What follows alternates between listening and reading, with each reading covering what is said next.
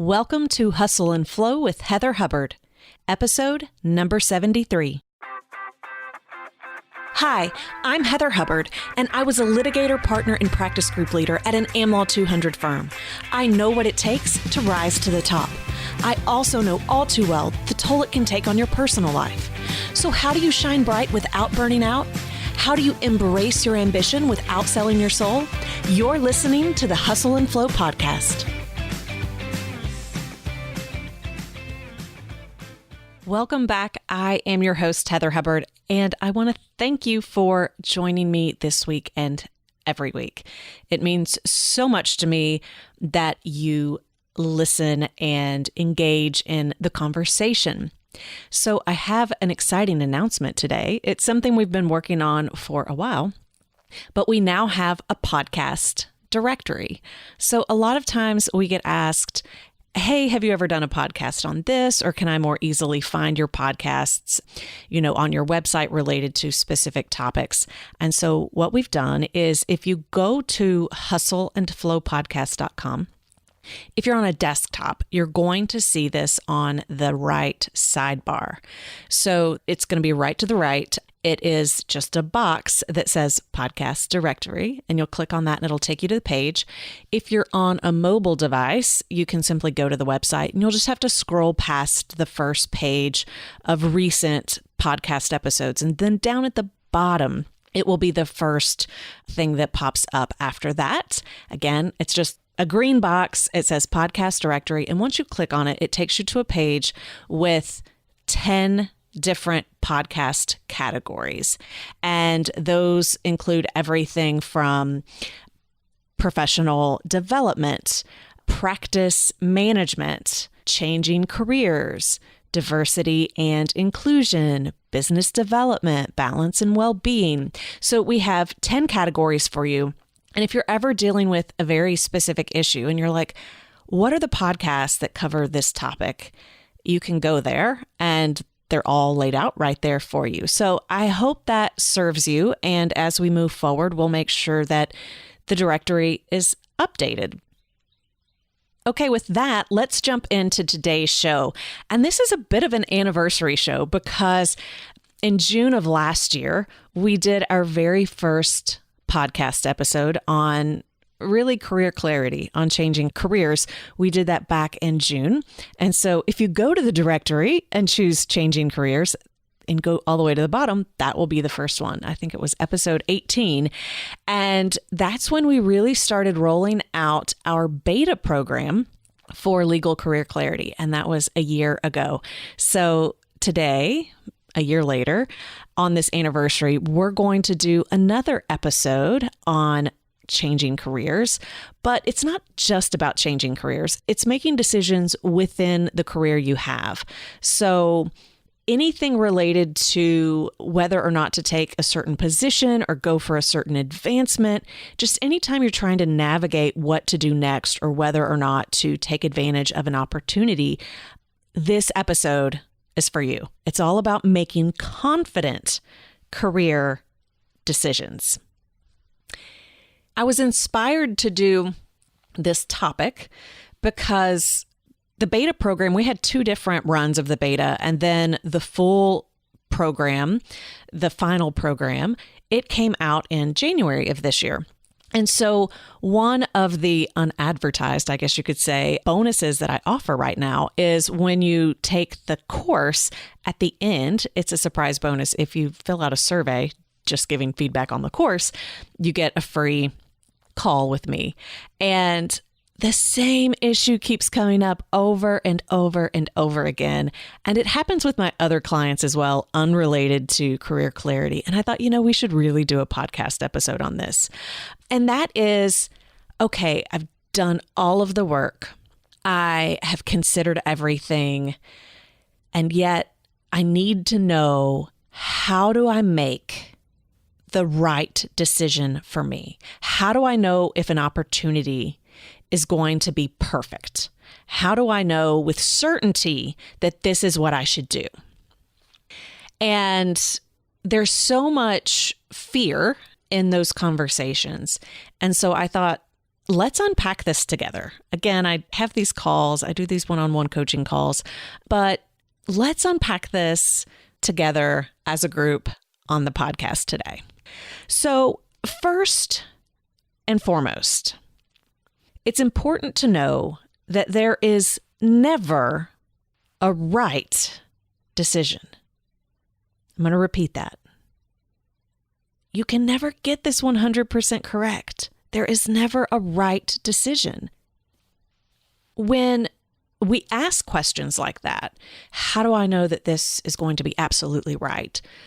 The truth is, we're afraid of what's going to happen if it's not perfect. And the truth is, nothing is ever perfect. We can marry who we think is the perfect mate, and that marriage is never going to be perfect. We can have children we absolutely love, and yet parenthood is never going to be perfect. Of course, I don't have children, but I have a lot of friends that do, and it's not perfect. Nothing is. So you can have a job that seems perfect, but it's never going to be perfect every single day. Life is not perfect. We know this, and yet we desperately want it to be perfect all the time. And so we're envisioning perfection. We have very high standards. We're always aiming for excellence. And so we want our decisions to be perfect. And that's not possible. And I get that that's a huge letdown for many people. And it's like, but I just want to know exactly what to do. And that doesn't exist. It doesn't exist. And I think that we all know that deep down, but when it comes to making our own decisions, we just get so personally attached to the outcome that we cannot see that it's okay to make decisions that are not 100% guaranteed. As lawyers, when we're working with clients every day, when we're making decisions for clients every day, there is never any guarantees. It's never 100%. So I know that everyone listening is capable of making decisions without a guarantee. I know that everyone listening is able to make decisions knowing that there's a lot of gray. But when it becomes personal, it gets frustrating. And I actually think that that is a great learning tool for us to have perspective. When our clients are fearful and when our clients want answers, when they want to know exactly what's going to happen, if we do this, what will happen? And when we say, well, there's no guarantees, maybe that can help us stand in their shoes a little bit to say, oh, I get that. I can see where they're coming from and how they're feeling. I'm frustrated with them and I'm annoyed with them that they don't seem to understand that law doesn't work that way. But life doesn't work that way either. And so, again, I think it's actually helpful for you to see that your clients have those same fears, and that's why they want certainty. And you have those same fears too, and it's why you want certainty.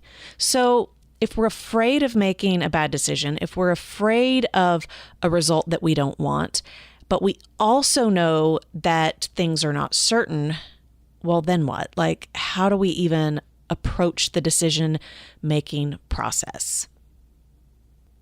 First and foremost, I think we just need to have awareness around our desire for perfection. So, if you have perfectionist tendencies, I do, I encourage you to go back and listen to episode 11, which covered the topic of perfectionism and how it can really get in the way, and how it's often a form of procrastination. While we are waiting to get everything perfect and get all of our ducks in a row, others that are not crippled by this, they're just moving ahead.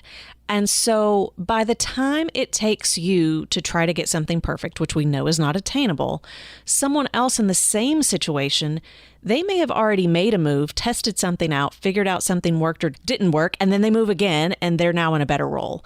So, they're at least moving. There's forward progress. Whereas when we're trying to get things perfect, we are just postponing postponing. And so that's where we get stuck. And that's where we get on that hamster wheel. So we feel like we're doing a lot of thinking and analyzing, and we just, ruminate on these issues, but we're not going anywhere, right? We're expending a lot of energy, but we're not going anywhere. So having an awareness of how perfectionism can paralyze you and keep you from moving forward, I personally think that's the first step to making that shift in your mindset to say, okay, I know that I want to get this perfect, and I know that that's not possible. And so even though I'm uncomfortable with what's going to happen in this decision-making process because I can't get it perfect, I'm going to give myself some grace to just move forward, because I know any progress is better than no progress. Okay, so that's step number one. Just giving yourself grace, giving yourself permission to not get it perfect. Step two is to take off your lawyer hat. So a lot of times when we're problem solving, we think that because we're good legal problem solvers, that same thinking is going to help us. But oftentimes it gets in the way. And I've talked about this in many episodes, but we tend to be super critical, super linear, and we have a difficult time seeing the bigger picture. We lose perspective. And so one of the things that we're taught as lawyers is to never give estimates. And I don't think we were taught this in law school. Maybe we were. I feel like we were trained to do this as lawyers when we start working with clients, when they want budgets, or when they're like, okay, well, what are my odds of winning? Or if we do this, what do you think is the likelihood? Or if we go to trial, what do you think is going to happen? And, we were taught never to give definitive answers because we don't know. There could be any number of things that change the outcome. There are so many different moving variables. There's just simply no way to give an estimate. It's one of the reasons why, right? Like the refrain is always, you simply cannot do fixed fees with litigation because there are so many different moving pieces and there's no possible way to ever give an estimate, regardless of whether there's actually data that could support a reasonable estimate, even with all those variables. We very much think it's an art, not a science, even when it might be. I digress, though. I think another reason, we're probably trying to protect ourselves from a malpractice standpoint. We don't want to give clients false hope and then come back and say, well, you said, right? So we were taught to be very, blurred when we're recommending anything and to say, well, it depends. And I can't really make any guarantees. But here's the thing. For those who work in-house, they already know this. That is completely unacceptable in the business world. You have to make guesses every single day. It needs to be an educated guess, but you need to be making guesses. And it's just not realistic to go into any decision-making process saying, well, there are just so many variables and there's really no way to know. Because if you keep that lawyer hat on while you're going through the process of deciding whether a career change is in order or whether or not to take a certain path, even within your company or firm, you're going to be so uncertain that you're never going to know what to do. And that too will paralyze you. And again, I actually think this is great perspective taking, so that if you can see how frustrating it is to not be able to have, great guidance or percentages or estimates on whether or not something will work, maybe you can see how frustrating it is for your clients to have hired an expert that says, well, I don't know. It doesn't, there's really no way to know. So take that lawyer hat off as you're going through this decision-making process and get comfortable, even if you're uncomfortable, with coming up with estimates, with trying to figure out what that looks like. What are the odds? And This may not be a mathematical equation, but just being willing to make some guesses, that's going to totally change and impact the way that you approach this decision-making process. This is where your confidence comes in. If you think you've got to get it perfect, and if you think there are a million different variables that will never give you any level of certainty to be able to even make a guess, you are going to stay paralyzed forever. And you're going to have pros and cons lists and talk to every friend and drive everyone crazy trying to figure out what to do. And it's never, ever, ever going to feel good to you, because you're going to, in the back of your mind, think there's no certainty, there's no way to know, and I may be making a mistake. So just get curious, be willing to make those estimates, right? So take that lawyer hat off. All right, number three, know that by not making a decision, you are making a decision. Okay?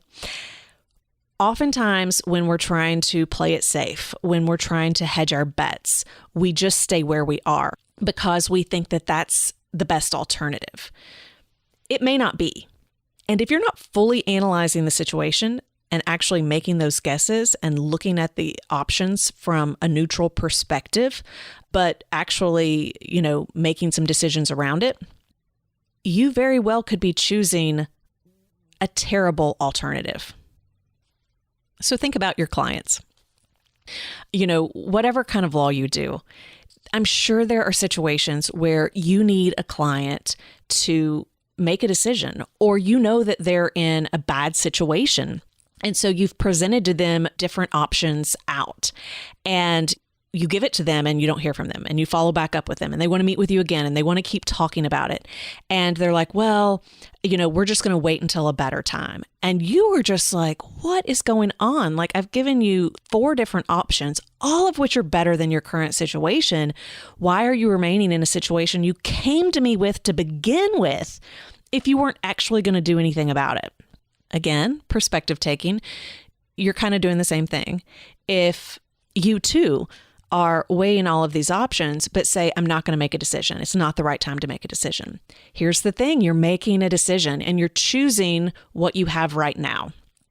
It's really like the concept of why saying yes means saying no, which is episode number 8. To this day, it is the most popular episode on the podcast. And it's the same concept. For every yes, there is a no. And for every indecision, there is a decision.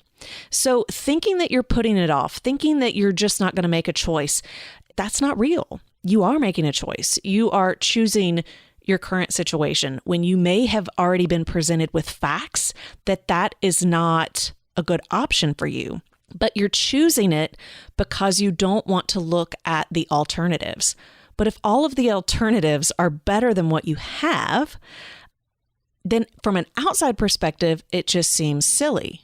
But of course, it's not silly. It's your life. And it's really scary to make decisions. And we all feel comfortable with what we know. So even if we're in, a situation that's not ideal, we feel really comfortable with it because we think we know exactly what we're dealing with. But that is a whole lot of fear keeping you stuck and paralyzed. And, we all do this. We're all humans. I don't think any of us will ever evolve to the place where we're not dealing with that. But I do think that the more we age, the more likely we are to get stuck in situations where we just don't want to choose. But when we think we don't have a choice, that is so, it just feels so defeating. There's nothing worse than feeling like you're in a situation where you have absolutely no control. But again, that's a story. It's not true. You do have control. And learning to take back your power, to weigh your options and make decisions for yourself, that's really where confidence comes from. And that's really the next step, step 4.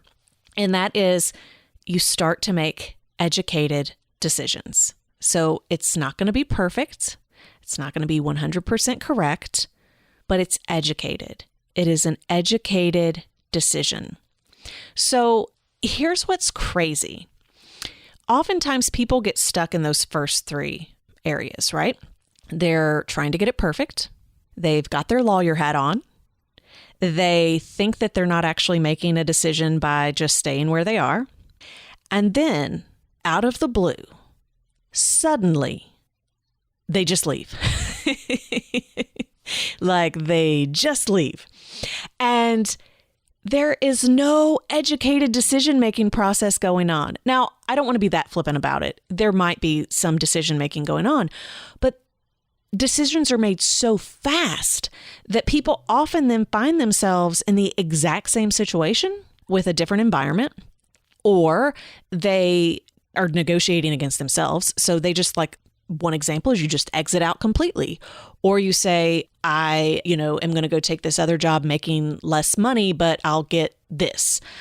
Or, maybe like at your firm, you decide, okay, well, I'm going to go part-time or go to a different role without really, talking it through or looking at options. You're just like, that's what I'm going to do. So the crazy thing to me is you can be stuck in those first three steps. And then you just make a decision. Like you just make it and it's like, this is how it's going to be.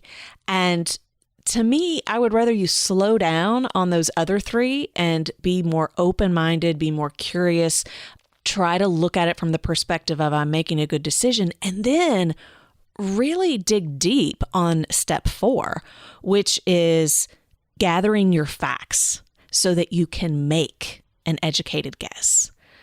Have the conversations that need to happen so that you can make an educated guess. Do the research so that you can make an educated guess. And the best time to do that stuff is before you actually need it, as opposed to when you then are just like, I've had enough. Because then you start making irrational decisions and it doesn't really serve you. So even though you cannot get it perfect, you can at least try to get it as right as possible. And so I just see people on these extremes, and it's often the same people, right? It's just at different times. And so learning to really go through the process to make a good decision, that's where the confidence comes from. So you want to think things through. You want to be prepared. And it's only once you feel as though you have enough facts that you make your decision. And everyone is different. The amount of facts that I need to make a decision may be different than the amount of facts that you need to make a decision. And that is purely based on your personality. For those of you that have ever taken the Kolbe, Kolbe, it looks at just basically what drains your energy, what you really need to do your job well. And one of the pillars, it's really about how many facts do you need to make a decision. And so some people, like, they don't need hardly any facts at all and they're ready to go. Other people, they need a ton of facts and they're kind of considered the experts, right? So these are probably your tax lawyers. They want all of the facts. They are true experts and they don't feel comfortable making decisions without them. Others, right? Like, so if you're doing crisis management PR, you probably don't need a lot of facts. And then there's somewhere in the middle. And I'll just share, I score a 6 on that. So I'm somewhere in the middle. I do need a certain level of facts before I can move forward, but I don't need them all. Just know that you've got to figure out what that is for you. And my guess is even me just telling you, the spectrum of those choices on Kolbe, you probably know where you fit in. You probably have a good idea. Either you need a lot of facts, you don't, or you're somewhere in the middle. And if you know that, then just be confident that that's all you need. So for example, if I'm a 6, but I find myself doing so much research and trying to gather so many facts to try to get, the answer perfect, that's really me being in my perfectionism as opposed to me getting enough facts to make a decision. On the other hand, if you know that you fall in that expert category where you have to have a ton of facts before you're ready to make a decision, then that may not be the pursuit of perfectionism for you. That may just be the comfort level that's going to be required for you to move forward confidently. So get enough facts for you, but again, kind of know what that is on the front end. And then you just have to analyze it and look at it and decide. And I get that may sound easy. It's not going to be easy. It's going to be a difficult decision. But you are smart enough to make that decision. It's really the same as being a judge. If you were a judge, you have to weigh the evidence. You have to look at the facts. You have to look at the law. And you have to do your best. But it is rarely black and white. And it's why, we have majority opinions and we have dissents, because people can disagree. And well-intentioned, intelligent judges can get it wrong. And by get it wrong, it could be, a clear violation, but most of the time it's just that another higher level of the judiciary disagrees. And so in the same way that we're used to the law never getting it perfect, the law never getting it right, but still having to make a decision, there is nothing worse than your case sitting with a judge forever, right? We all hate that. Our clients hate it. We hate it while we're waiting on decisions because we just want a decision to be made. Be the judge, okay? Make the decision. And here's what comes next. Trust that no matter what decision you make, you will be okay. You will be okay. When I see someone afraid of making a decision, what I really see, and by the way, this is true for me too, when I really am struggling with making a decision, the truth is that there's probably some kind of fear about my not being good enough at the core. And so there's this belief that if we make a wrong decision, that we can't bounce back from it. And I think if we all looked back at our lives, there are struggles we've encountered, there are difficulties we've encountered, there are mistakes we have made. And my guess is you always bounced back. You always bounced back. You always figured it out. You always figured it out. And you will again. And even though we don't want to knowingly walk in to something that's going to be a challenge or difficult or something that feels like a mistake, there's really no way to grow or experience life to its fullest without ever taking risks. If you take no risks, you aren't going to experience joy and happiness the same way someone that is willing to say, let's test this out. So knowing that you are a good lawyer, knowing that you are a good human, knowing that you can be nimble and flexible, knowing that you are resilient, even if you don't always feel resilient, knowing that you can overcome and you can figure out anything, that's where you can have confidence in making a decision. It comes from preparation and a belief that you can figure anything out and bounce back from anything that comes your way. That's where true confidence comes from, whether it is making a career decision or any other important decision. So part of the preparation piece, though, is knowing what you need to even be figuring out.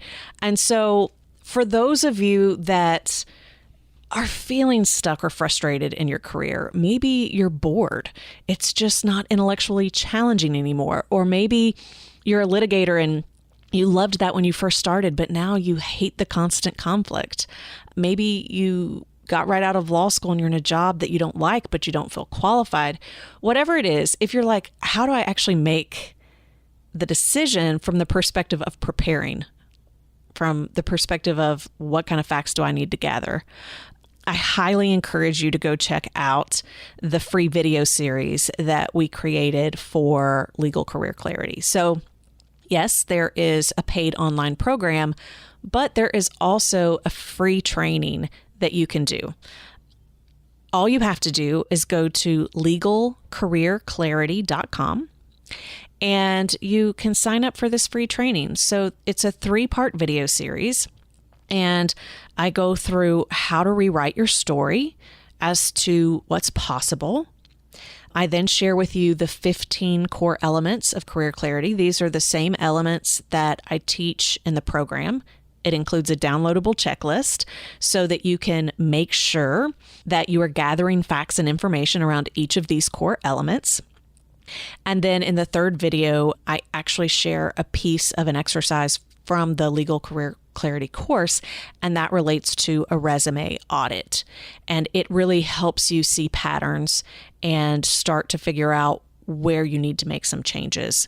And then I have a bonus video on figuring out your next steps. Now, in all fairness, I do invite you to join the Legal Career Clarity online course at the end of the free training, but you certainly don't have to sign up. And I think you'll get a lot of value just going through the free training. So if you want to check that out, it's definitely helped a lot of people, and I think it can help you too. Just go to legalcareerclarity.com.